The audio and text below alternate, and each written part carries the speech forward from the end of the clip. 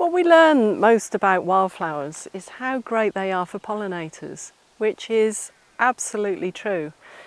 But you know, there's another hidden story that's really, really important, and these plants are doing something every minute of every day that we don't tend to realise. And what they're doing, these wildflowers, is they are helping to cool the air, and they are helping the water to get into the ground, which is where we need it to be, rather than the water flowing off and causing all sorts of havoc through floods and runoff. We've talked about how wildflowers help slow the flow of water into the soil, but it can be hard for us to realise quite what's going on underneath the ground.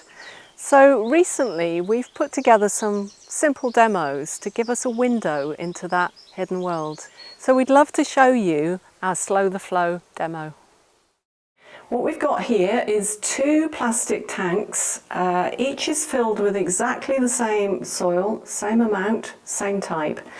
And then one of them we've planted with grass, and the other we've left as bare soil. And what we're interested to look at is what happens with the water. So when it rains on plants, or when it rains on bare soil, what's the difference?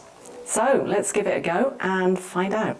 Got my little rain cloud here, and off we go. So this is quite heavy rain falling on an area of longer grass with a few kind of wildflowers mixed in. You have pretty average roadside verge, or an area in your garden where perhaps you're not quite so frequently mowing your lawn. This is what you'd have there. And what you can see with the water, and you can hear it too, is this very nice gentle flow of water through the small tank and into the big tank below. So if we were imagining that there wasn't a plastic tank underneath, and actually this is just the lower levels of the soil, what's going on here is exactly what we want to happen with the water. We want the water, when it rains, to really flow downwards and soak into the deeper levels of the soil, and in some cases that will be recharging our aquifers. Those are the storage areas deep down in the soil that hold water. It's all a very stable, calm system. Now let's look at what's happening with the bare soil. So I'm going to be the rain again, heavy storm coming along, and off we go. And it's coming down on the soil, so no plants in this one. It's an area that's been left as bare soil for a little while. So what you can see is that most of the water is coming out the spout, which means that it's flowing off the surface of the soil, and it's not doing what it did with the plants, which is flowing down through the soil. So there's 2 things with this really. One is that the water is flowing off in chaotic, erratic ways, and that's a problem. If you've looked at the news recently, it's almost certain that you'll be seeing news of floods in one area or another around the world. Increasingly, we're experiencing them, aren't we, in our own areas in this country. And a lot of what's going on, it relates to this. We have areas where the water is literally flowing off things and is not soaking into the ground. And that's causing a lot of problems for us.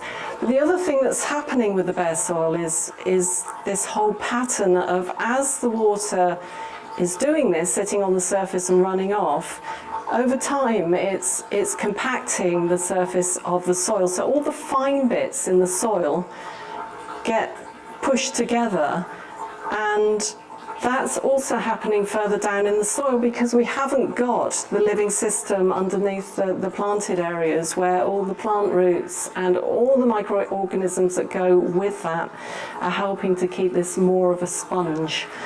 The soil itself is getting more and more compacted. It's getting less and less healthy as time goes on. So the more this happens, the worse it will get. And so it's a cycle that actually gets more and more destructive. So what do we learn from this? Well, we learn that plants are serving a really important role in calming the water.